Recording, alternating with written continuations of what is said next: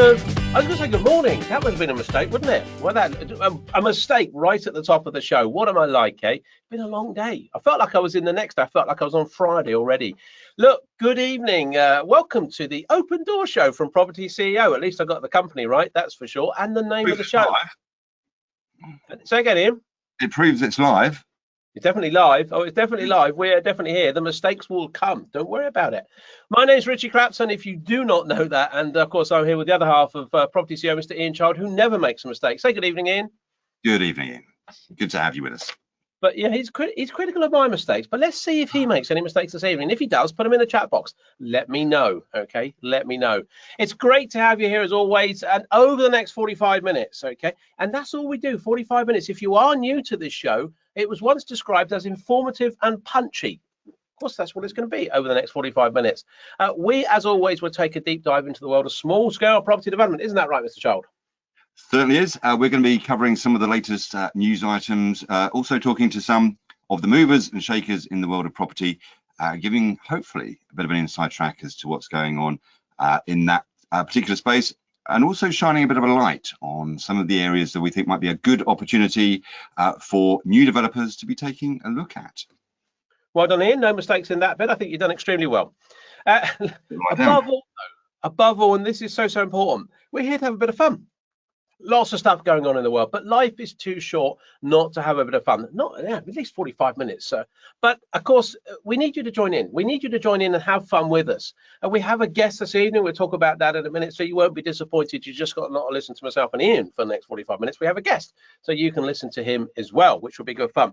But please, any questions to do with anything, but particularly about the topic we're going to be discussing with our guest this evening, pop them in the chat box, and indeed any other comments. What are we doing tonight, Ian? Well, we are very privileged to have the company Mr. Guy Rees, who's the head of UK Property Angels, and we're going to be talking about deal sourcing. So he'll be telling us a lot about what UK Property Angels does, but also, I think, shining a light on that rather important part of the developer's remit, which is trying to find great deals. So it should be absolutely riveting. Riveting. Well, there we go. It should be good. Give us a wave, give us a hands up if you can see and hear us. So I think that's always a good thing to check. Otherwise, 45 minutes of babbling on with no one there wouldn't be good. It'd just be the recording. Thank you very much. Thank you very much. Put all your hands down now. You can put all your hands down. Let's see who's on. Let's see who is here enjoying themselves on this wonderful sunny evening. Ricky's on. Hello, Ricky. Rory's on. Rory's on. Closed bridging finance or something. And he always likes a shout out. Pays us a tenner every time we give him a shout out. Worth a look up. He's been a previous guest of ours on Open Door, so have a look at that. Who else is on? Patrick's on. Cheryl's on. Hello, Cheryl. Dan's on. Good evening. Dan. Andrew's on. Catherine's on. Catherine, you're on Q&A this morning. Surely you've had enough of us by now. Amazon. Richard's on. Jonathan. Hello, Jonathan. How are you hanging up? Jonathan, you owe me a beer. You need to give me a call for a beer at some point. Just organising my social diary. Don't worry about that, Ian. Mateo's on, Adam's on, Jen's on, Rob's on, Fred's on, Amelia's on, Henry's on, Rimsha's on, Debbie's on, Jackie's on. And what do they say in the chat box? Jonathan, he just wrote Jonathan.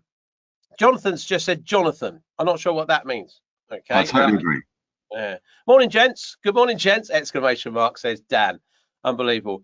Love you guys. I'm back as a guest speaker on the 28th of July, says Rory. Rory O'Mara from Closed Bridge and Finance. Oh, why not promote your own show, Rory? Tonight we've got Guy Rees on. It's got nothing to do with you. You wait till the 28th of July. Just sit in the background as a guest. What's the matter with you? Unbelievable. Unbelievable. Ian, have we got any news items? No, bit of a slow news day today. I'm afraid there wasn't anything apart from a couple of bits. So you remember how I've been reporting on an almost weekly basis about how the house prices keep going up, and then everybody's predicting that, well, that's the last month that's going to happen. Well, guess what? It went up again. So we just had the figures through for June, and house prices in the UK rose at the fastest annual rate in 18 years last month.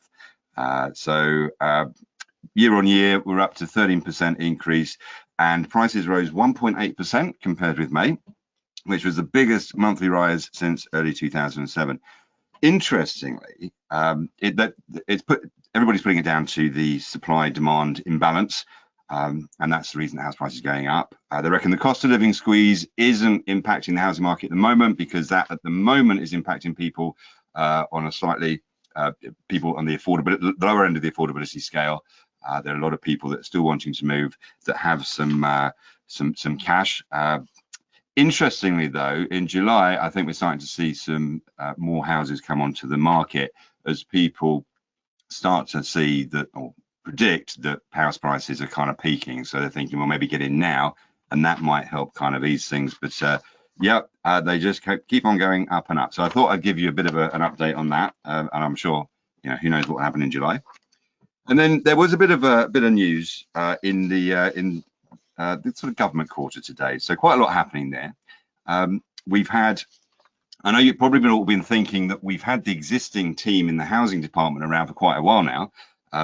The junior minister's been there 148 days, so well overdue a change. And he duly resigned along with quite a few colleagues early on. And there was a few people then commented on that, which was quite interesting. One commentator said that they predicted that there shouldn't be any negative effects from Andrew's resignation as long as Gove retains his position. So that was out of date within about an hour and a half, because he's now gone. And yeah, everything's kind of thrown into a little bit of disarray. There is, however, a sort of steadying hand on the tiller. We have a new department head for the Department of Levelling Up, Housing and Communities. At least the department name hasn't got any longer. And that is Mr. Greg Clark. Now, Greg Clark was part of Theresa May's cabinet. He was business secretary between 16 and 19, and then he was before that the universities minister. And until he got the call, presumably quite surprising call, he was the chair of the Commons Science and Technology Committee, and perhaps unsurprisingly had made no public calls for Boris Johnson to resign. Probably not a massive surprise. So there we go. It's all change in the housing department. We've had, I think we're getting close to the average of one housing minister a year since 2005. So with a bit of luck, another couple of resignations will be bang on target. And yeah, I'm not entirely sure where that leads everything with regards to some of the reforms that Gove was looking to push through, particularly on the planning side. But I'm sure all will be revealed as soon as Mr. Clark gets his feet under the desk, if they stay there long enough. So there you go. And that was the news. Thank you. The only thing is, I did spot a mistake in that. You said I'm reporting weekly about house price increases. You don't report weekly because some weeks you don't even turn up to this show. Our guests know that. You just don't turn up. I have to do it on my own. Oh. Which frankly I prefer, but it's. Shall we get our guest on? Yes, I think you should. I think absolutely you should. Good. Otherwise, we just rattle on forever. Look, as Ian said, we've got Guy Rees on tonight from UK Property Angels. What a fantastic business and what a fantastic group of people there are in that business. I mean, Guy's not necessarily one of them, but I mean, he's going to represent them this evening. I mean, the others are really, really nice people in there. And Guy's okay, and Guy was available, so I think that's important that we get him on. I'm a great supporter of their business to the extent actually they invited me to be on their advisory board. And so I really do love this business. I've spoken at a number of their annual conferences. What a great bunch of people! What a super vibe. We actually share some customers, if you want that in common. Some of our students are actually part of UKPA in terms of working with them. I'm not going to steal too much of Guy's thunder of what he's doing, but actually, seriously, he's an okay guy. He's okay. So with that great build up, because I did speak to him earlier, and he said, "Don't give me a big build up because he might fall." So that's just going to give him a minor build-up. He's okay. So let's see if he's available. Guy, are you there? I'm here. Hello. Would you like to turn your camera on, Guy? Well, if people are ready for a scare, yes, why not? Go for it, Guy. There you go. My word. Oh my word. Good evening. Thank you very much for that warm welcome. I appreciate it, and thank you, as you mentioned, for your contributions to our conferences and other bits and pieces that we do. It is hugely welcomed, and we do have a number of our network who work closely and are part of propertyCEO, and they absolutely love it. So you guys do an amazing job as well. So is that enough mutual backslapping? I think we've done that. I've got a little tear in my eye now, Guy. I've got a little tear in my eye. Good. Well, yeah. Another couple of minutes, maybe, Guy, would be wouldn't hurt anybody, would it? We'll keep it rolling. Well, anyway, good evening. It's good evening, Guy. Now, look, just before Guy tells us a bit about UKPA, because I'm sure you want to know what he's about. You want to hear a bit about sourcing of properties and other things that he's doing in supported living. Great opportunities here. Any questions you've got, pop them in the chat box we go through. I know one question that almost certainly will come in. I mean, someone said, Rory said it's a sizzling summer evening in Winchester. Where are you, Guy, at the moment? You're London area, aren't you? I'm in sunny Buckinghamshire, and I know exactly what you're going to ask because my wife asked the same question. And the question if anyone wants to ask, why is Guy wearing a jumper? Pop it in the chat box and we'll try and get an answer. Guy, do you want to give us a bit of an introduction about yourself, your fantastic team, and UKPA? What are you all about? What do you do? Sure, we'd love to. So yes, the company, as has been mentioned, is UK Property Angels. So we're a relatively young company, so set up in 2020, and there is a group of us who, like I'm sure many of you out there, were frustrated at being able to find great deals. It can take a huge amount of effort, and of course, it's something that we all want. We all want great deals, and the amount of time it can take is huge. And so what we set about doing was creating something a little bit different. We wanted to look at an approach that was data driven. So the smart thing that sits at the core of our business is some big data thinking.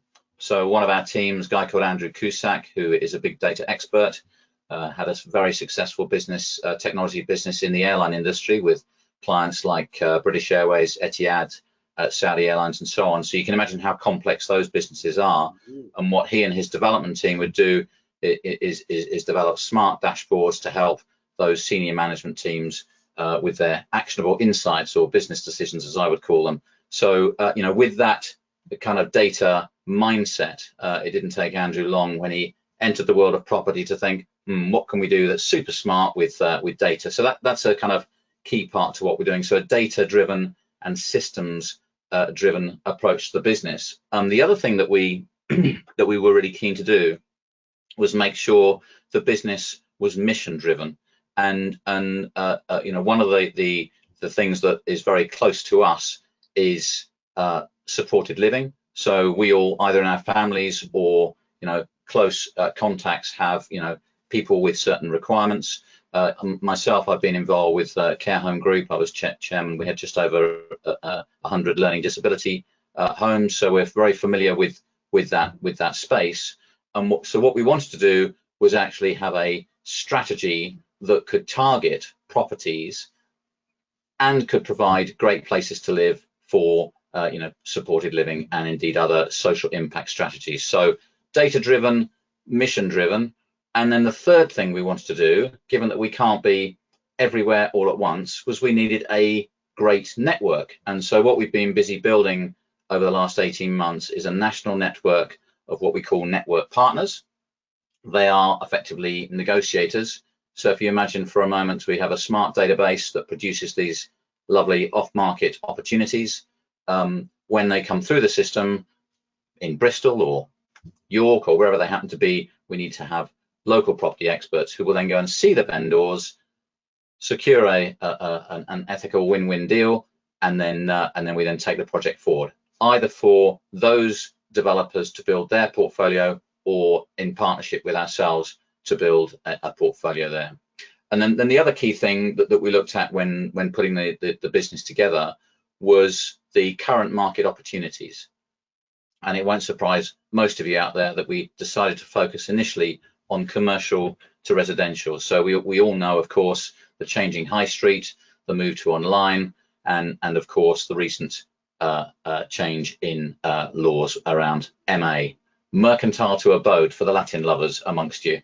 But the whole opportunity of transforming commercial properties into residential, and then wherever possible, and by the way, it's not always possible, but wherever possible, then into strategies like supported living. So sometimes we'll be looking at developments commercial to resi, and there isn't a requirement, or the property isn't suitable. In which case, of course, we won't waste that property. We'll then look at doing apartments or whatever that might be. But it's always the intent within the business, hence the name UK Property Angels, and it's about strong financial returns and social impact. So that's kind of I hope gives you a sense of what we have been looking to build. We're currently at I think it's 33 network partners across the country. We are still looking for more people. The key thing for us is value set. So ethical people with the right business approach, and the other thing, of course, is competence. So that's why we have a very close link with propertyCEO. We know that they train people to the highest levels, and we want people who are with the right value set, are welcoming the approach that we have, and are hugely competent to then go and deliver those opportunities. I tell you what, you're building us up so much. Rory O'Mara was coming on the 28th of July, but he's never built us up like that, guy. So if you're available on the 28th, we could bump Rory off and we could get you in. Sorry about that, Rory. Yeah. And these network partners, just to be clear, these are developers, potentially new developers, who can join and look after certain patches or areas around the country, and you've got opportunities still to take more people on. Yes, no, so it's not a franchise, but imagine it, that if you like to paint the picture. So when we have people approach us and say, oh, that sounds like an interesting idea, then we obviously find out where they're based, and we look at which postcodes are available. So a good example, one of our early partners based down in Brighton, along the coast there, is a company called Target 5. Just to give you a flavour of the sort of people that we have within the network. It's run by a guy called Andy Babayan. That business has been around since 2012, 2013. They have done just over 400 deals. That's one a week. You did hear me correctly. And they're outstanding operators. And obviously, not everyone might be quite to that sort of volume of deals, but it's people who can take an opportunity and then make it happen. And to the point around value set, Andy's also a trustee of a local homeless charity there. So again, there was an immediate fit in terms of the way that we think. Please don't misunderstand. We are here to make money, but if we also can make social impact, then that's clearly a win-win. But no, that there are opportunities around the country for the different things that we're doing.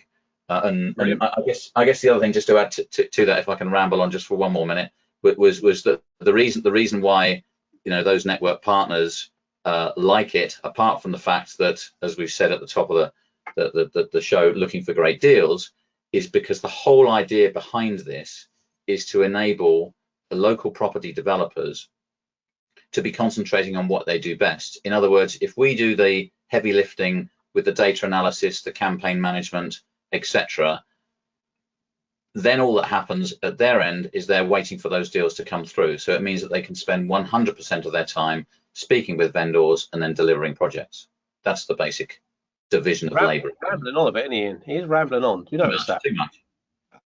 And that opportunity, folks, just so you're listening, Guy has come and spoken to a number of our students at our Developers Club, and was very well received, and a lot of questions were asked and indeed answered. And I'm sure that's going to lead us nicely on to some questions. I can see questions coming in the chat box as we've been talking. Ian, shall we fire a question at Guy? What a segue, eh? You've done this before, haven't you? So we do have lots of questions come in. So let me put them over here. What have we got? Question from Thomas. Good evening, Thomas. Please, can you clarify, do you actually find the deals for us and then we pay you for them? Have I got that right? So we do actually find the deals. So the way that the system works, and thanks for the question, is from the smart database that we have. That is just to give you a sense of how focused that is. So it's based initially on publicly available databases like the VOA, and then what we do is cleverly filter that down. That's got about 2 million records in it. We've filtered that down to just over 100,000, so you can see how focused that is. What we then do is, let's say Thomas then took an area on, we would then start a series of direct to vendor campaigns. They're done in a particular way that generate a high response rates. And then when an opportunity, when a vendor responds and says, yes, please, I'd like to speak further to Tom in this case, then that is when the lead comes in. So the way the relationship works with our network partners is they have a effectively a sign-on fee, which is a contribution to the costs. We don't look to make any money out of that at all. It's more a kind of a commitment to show that they're serious. And then all of those leads that come through in that particular area belong to, you know, that particular network partner. Fantastic. No, very clear. Thank you, Guy. Thank you, Thomas, for your question. Richie. Thomas is on the UKPA website right now, I'm sure. I've got a question, Guy, from David. David's on the scene. David, good evening to you. Hope you're enjoying the show. He says, good evening, Guy. David, you miserable devil. You know, I said good evening, Ian and Richie. You could have said that as well. Good evening, Guy. Where do you think the best deals are in the country? Is there a specific area that you think works best? Now, you've got to be very careful, because you could upset a lot of your partners. Yeah, we could upset half the country. Yeah, no. So the answer is there are deals, of course, everywhere. And what the database does is it filters in using a basic calculation, looking at commercial values against residential values. So what we're looking for within the database is to show most likely, never certain, but probable profitable conversions based on the space that is available with that particular unit, the commercial valuation and the residential valuation. You know, it's clearly the case that in affluent areas, then that gap between the commercial and the residential will obviously be larger. But we are doing deals across the country, whether it's in York, Manchester. You know, we're looking at deals obviously along the south coast as well. So, you know, there are certainly areas that are better than others, and that's what the database tells us. So that's why the kind of data-driven, system-driven approach helps with that. It's not fair to say it's just in the south and it's not in the north, because we know that there are deals, excuse me, all over the country. But the database identifies those, and therefore, you know, let's say there are fewer number of deals, I'm just making this up now, in Milton Keynes, then you're only paying for that smaller number of deals. So it's all proportional and fair. That's good. That's a good point. That's an interesting point. And I think as well, you guys are sourcing these things off market. So providing you get a response, one hopes that there's not a huge amount of competition. And I'm not saying you're gonna nick a deal off of someone, but you're going to potentially get it for a good price. So David, it could be an opportunity that makes the deal work in an area where perhaps you might not if it was on the market. So Ian, what's the next question? Well, here's one. I don't know if you've got your crystal ball with you, Guy, but one here from Will. Good evening, Will, who asked, does Guy think there is going to be a housing crash? And what would he recommend for new developers thinking of starting out? Should they wait for things to settle down?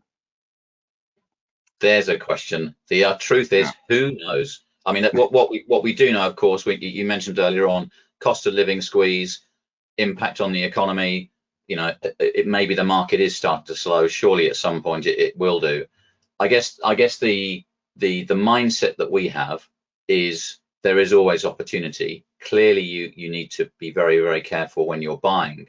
But for us, if the market is slowing and the economy is slowing, what that means in terms of commercial to resi is there will be more businesses that perhaps will be suffering, and therefore more opportunities. So we, I'm afraid, are very glass half full at UKPA. So, you know, the truth is, who knows? But either way, if the market is strong, then that's great, because when we're converting from commercial to resi, then that's obviously very helpful. If the economy is being squeezed, then it means that there will be more commercial opportunities and vendors who, when they get their lovely approach from UKPA, might be open to more business. But I would say advice to the developers, obviously, be very careful in what you're buying and where you're buying it. Fantastic, great answer, Will. I hope that helps. Richie? Yeah, well, just going to add to that, and I think the thing is, Will, 2008-9, big crash, lots of problems. A huge amount of developers made a lot of money because they got in at that time. Will, you've probably heard this statement: you make your money when you buy. Okay, well, if you can buy off market at any time, you can potentially get a good deal, as we just alluded to. But equally, you know, I had this question earlier, not earlier, but I think it was the other day on a presentation I was doing, and basically, I was talking to that audience, and I said, at the end of the day, you know, if there's a crash and there's a problem, literally, as Guy said, the more stock becomes available. We've got motivated sellers. You've got a great opportunity to get some great deals and turn them into residential, because there's a huge demand for residential. So even if the market crashes a bit, there's still demand out there because we're not building enough houses. And then when times are good, okay, maybe you don't make quite as much money, but actually the sale prices are rising, so maybe you will. Development, don't sit on the fence. I mean, definitely go forward with caution. Okay, don't just go forward and be a developer and go for it. We would say it, wouldn't we, but get educated. But definitely do not wait for things to settle down, because then it's too late. Then it's too late. I've got a question from Robin. A very simple one. Because you just talked about supported living there. He says, are you linked to a supported living charity? I'm assuming he's talking about, are you introducing supported living charities to those leads and those people that come on board with you? Yeah, so it's a great question. So as I say, the ideal model, not always possible. The ideal model for us is to obviously find commercial, repurpose into residential to get a value uplift, and then where possible, as an exit, is to secure long-term lease with a supported living provider. Those guys tend to be charities or registered providers. That whole marketplace is currently being consolidated because the government are looking to have, should we say, reliable or certainly registered providers with the right sort of covenant and experience, because obviously the clients that they're looking after, most of them will be long-term needs, things like learning disabilities. So you need to make sure that's a business that's sustainable. How do we do it was the question. And really what we encourage all of our network partners to do is to develop their own local connections with charities, registered providers, local authorities, and to understand what the requirements are. We do also have a link with something called the Supported Living Gateway. Those guys, we know very well, and what they do is they provide a link between property investors or developers and then registered providers. So effectively, they've got a list of what's needed in the area. But we always encourage people to develop their own local contacts and relationships, so that when there's an opportunity that comes up, you can go and see them fairly early on and say, look, is there a requirement? What are the sorts of things when we're doing the development should we be considering to do? Are we going to need handrails? What are we going to need here? Just to try and get that exit agreed early. And indeed, some people go the other way around. They actually look for the requirements first and then look for properties. What we're trying to do here is to match those two. So it's never an exact science. If anyone tells you it's easy, it's not. But with the intent and with the right networks, you can end up with a great solution like that. Robin, there you go. Nice answer. Thank you. Ian. Got one here from Catherine. Hi, Catherine. Says, hi, Guy. What type of commercial property are you looking for when you're searching the market? You suggest that size is important to you, but does it need to be a specific type?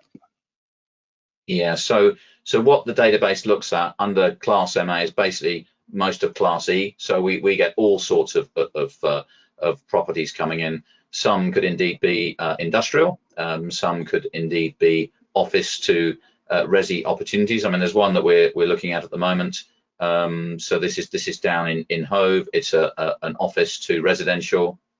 In fact, it previously was residential, now in offices. So under PD, that'll be fairly straightforward. That'll be into 8 apartments, and then the intent there is on for supported living. So the answer to the question is the database covers a broad range of commercial opportunities and types of properties, and then it's through the algorithms that we have that determine whether it's likely to be profitable or not.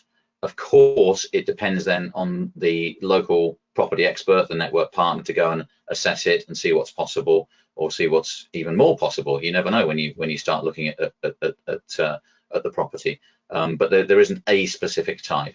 It is that Class C for the current strategy that we're looking at. Broad range of properties. Catherine, thank you for your question. Richie. Okay, Cheryl's question. Hello, Cheryl. How are you? Hopefully you are well. Look forward to seeing you next week. Cheryl says, good evening, gents. At least she says good evening to us. That's how you get your question read out. Guy, do you have a fairly accurate figure count of a percentage of empty residential properties and and of commercial offices, retail and light industrial for small scale developments. I think what Cheryl's question is, do you have a percentage of commercial properties or residential properties that are empty? Do you have any idea what buildings are empty in this country? I've got to say, I don't know. That's the honest answer. I'm really sorry. We'll have to dig that out and maybe put it on the website. I'm so sorry. Does your data potentially identify that sort of information, do you think? So what we're doing with the database all the time is looking to improve it. And the reason that we do that, apart from obviously for the network partners, is because we're also looking to, build our own portfolio in partnership with those networks. So one of the great things about UKPA is all of the interests are aligned. We're not in the business of selling data and making, as I said earlier on, we don't make money from doing that. So we're always looking to improve things. So, one thing that we're now doing, for example, is layering in short-term leases. So, ages of directors, those sorts of things where we're looking at what is the motivation for the vendor, and of course that changes over time. So the key thing that we're able to provide is that consistent approach to the marketplace, not over just 1 year, but over years and years. Hopefully people get to see it as a credible professional approach. I think they, certainly a lot of feedback that we get is they like our positioning, i.e. that we're also about social impact. We're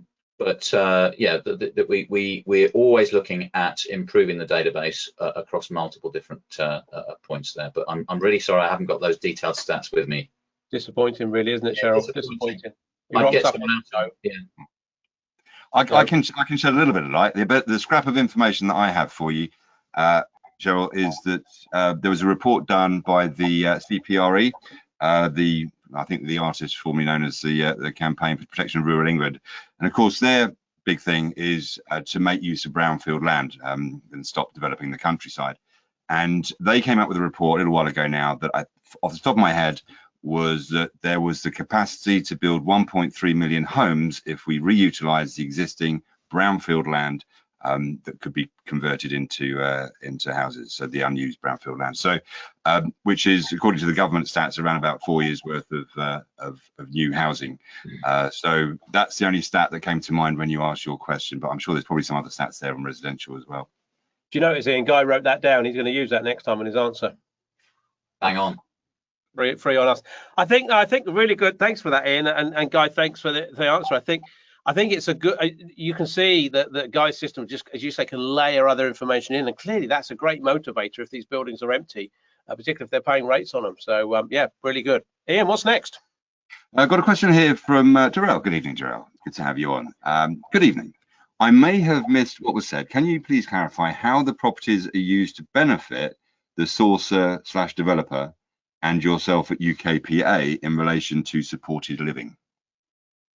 So how it benefits the developer if they are building a portfolio, and indeed for us, is when we've taken a property from commercial through to residential. Of course, there are a number of exit options there. Okay, so one would be sale, and the other one would be to retain. So refinance and to retain.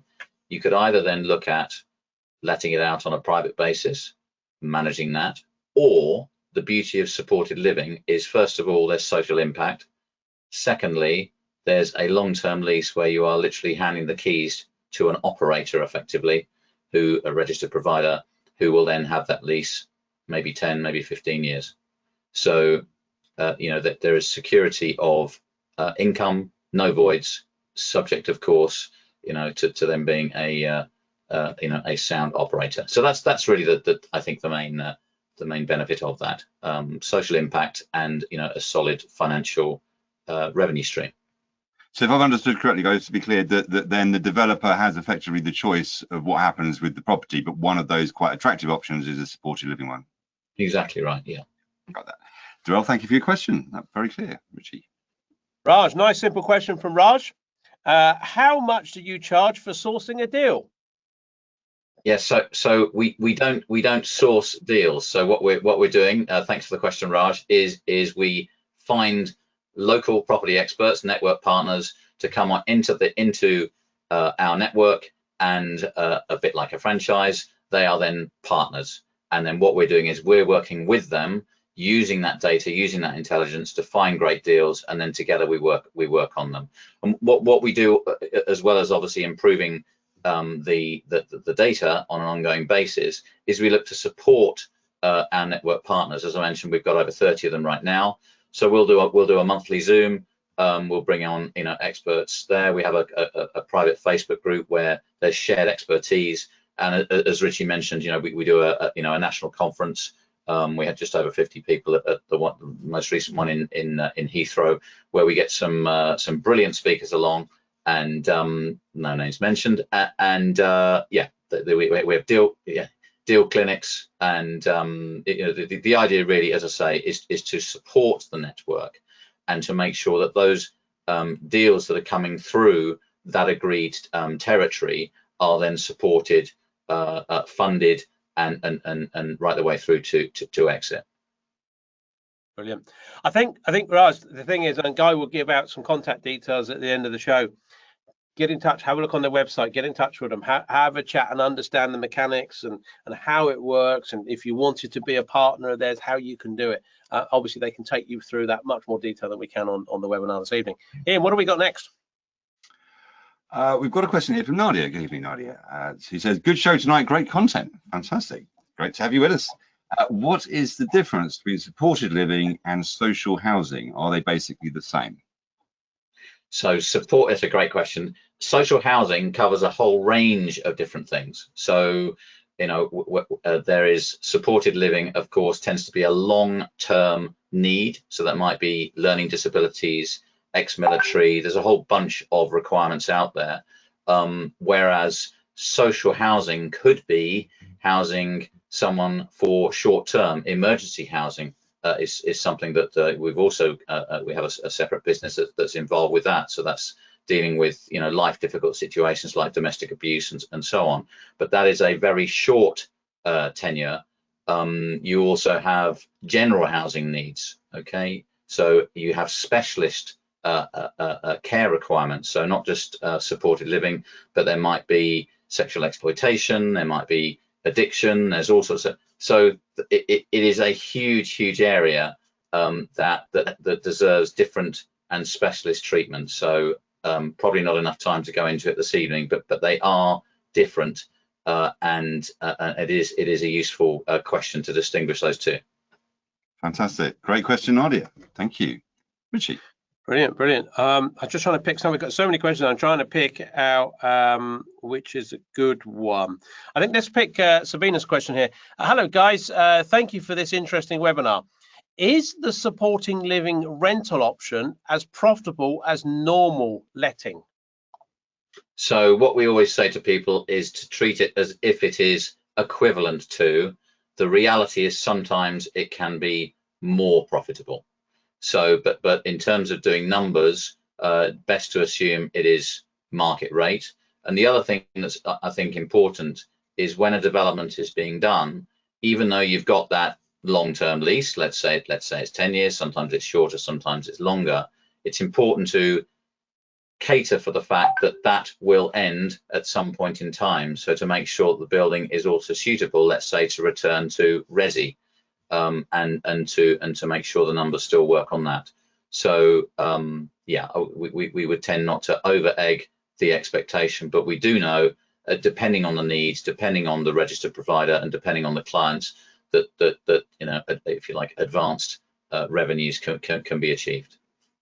I think the interesting thing to add to that, Sabina, in terms of my knowledge, is that in certain areas of the country, we had that question earlier, I can't remember who it was from, apologies, about where's the best areas to develop. In certain deprived areas where it's very difficult to do a development project or a conversion into residential because it's just not getting the values, those areas sometimes the supported living is definitely higher, and so that can work extremely well in slightly deprived areas because you could get more from those local authorities, because often they're balanced out across the country and they're not so subjected to the sort of regional variations of the general housing market. I don't know, would you agree with that, Guy? Do you see a bit of that? Yeah, I think that's yeah, I agree completely. He agrees with me completely, so that's good. I'm not talking complete rubbish. No, that was all good. Yeah, that makes a change for me. Ian, squeeze a couple more in. Yeah, I've got one here from Mark. Good evening, Mark, who says, thinking of setting up a company once I've chosen a name, should I use my home address or a virtual office address?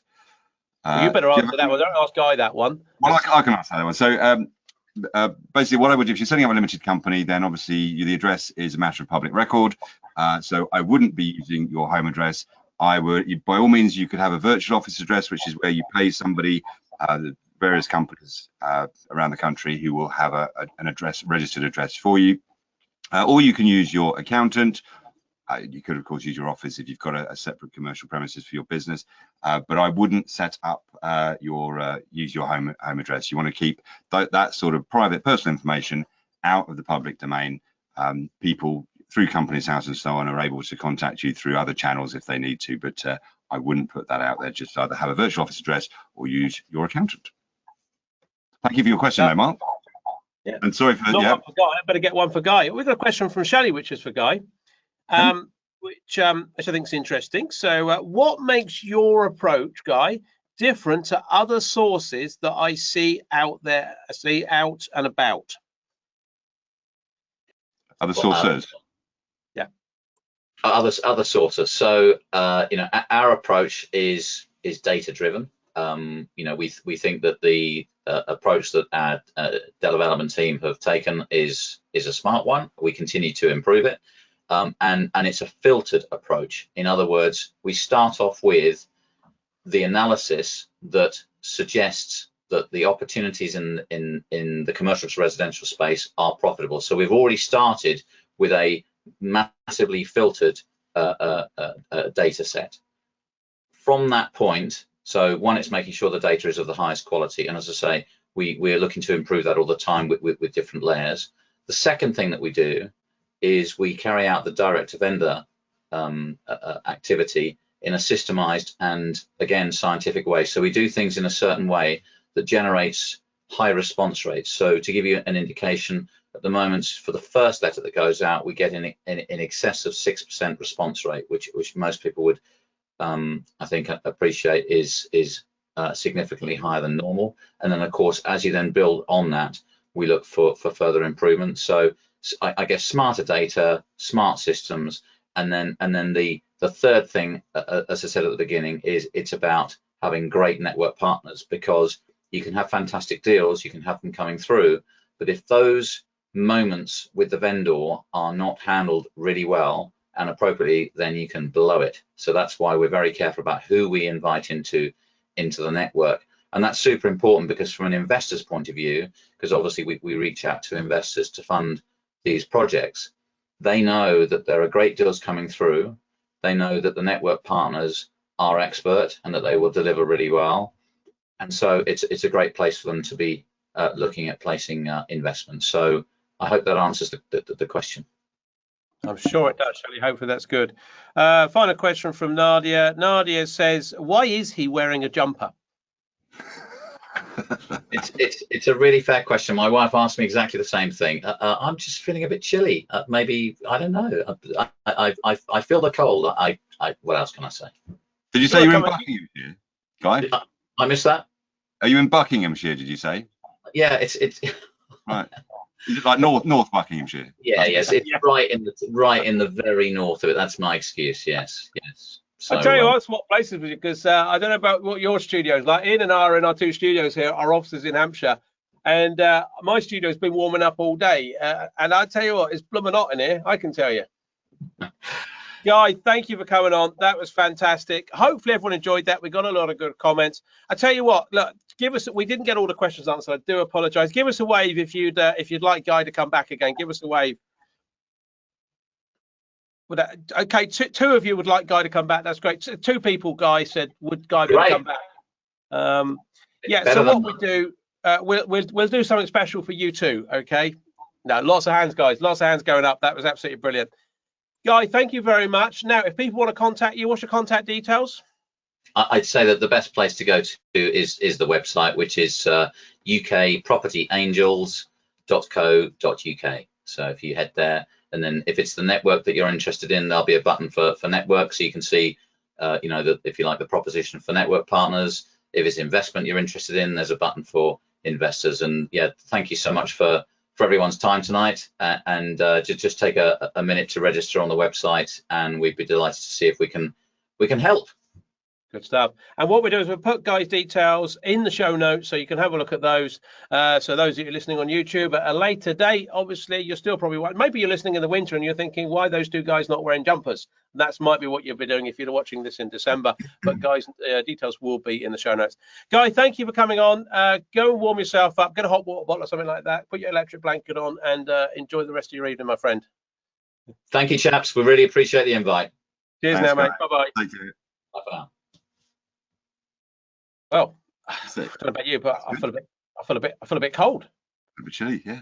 Yeah. Good stuff. Hopefully you all enjoyed that show. If you did, please let us know in the chat box. Please put any comments in there about the show. Make them obviously make them clean. Don't put anything rude that I'm going to read out, because I read them quite quickly and sometimes I read things out by mistake. So make sure they're nice. Put some nice comments in there. Tell us who you'd like on the show at a later date. We can always try and get that sorted for you if you would like. Next week's show. By popular demand, you've asked us, quite a few people have messaged us at the end of some of these shows, and you asked us to get John Ireland back. John Ireland from Legacy Wills, who talks about, retaining more of what you earn. He was last on, I think, in February this year, and a lot of people have asked him to come back. So we've managed to get him to come back. So his diary is quite busy, but he's coming back on the 14th of July, next Thursday at 7 o'clock. We're going to have John Ireland on. We'll have another good session with him. So please do register straight away for next week's session. Come and join us then. Have you enjoyed the show, Ian? It's been great. It's been great. Really good session. Good stuff. Well, let's have a look. Let's see if anyone's put any nice comments in as we finish off. Well, Arjinta says, terrific show. Thank you, as always. One of us says, love the show. Nice to meet Guy. Sarah says, definitely going to go on the website. Karen says, brilliant show, as always. I think that's a little thumbs up. Very interesting session, Sheila. Dan says, great show, as always. All very good, as usual. Cheers, says Cheryl. And many thanks, says Sheila. Excellent show, says Rory. And Chen says, great to be here. See you next week. Chen, going to see you next week. See everyone else next week. Have a great weekend. Cheers now. Bye-bye. Bye.